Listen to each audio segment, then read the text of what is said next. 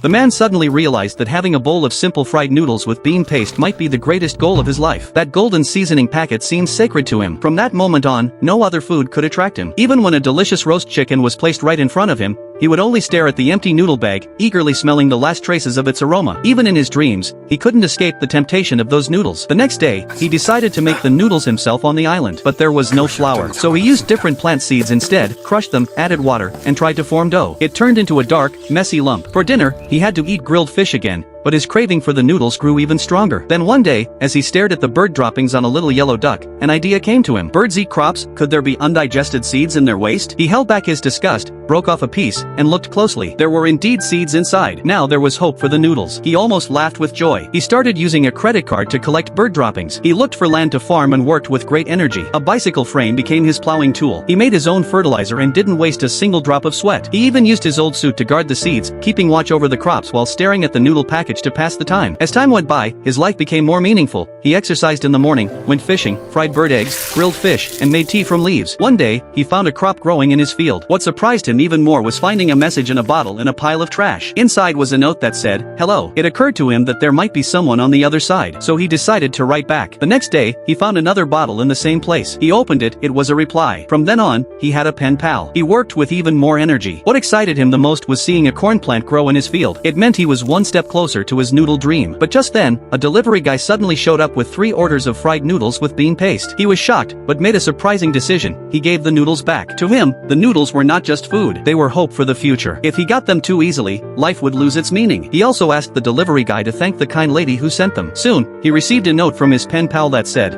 "I'm sorry." He knew it was an apology for earlier rudeness, and he replied with actions, not just words. Seasons changed. Finally, the corn and other vegetables were ready to harvest. He made the noodles himself, ground the corn, mixed the dough, rolled it, cut strips, boiled the noodles, and finally opened the seasoning packet, stirring everything together carefully. When he took the first bite, he cried. It wasn't just a bowl of noodles, it was hope, rediscovered after all the ups and downs of life. Not long after, he also received warm wishes from his pen pal.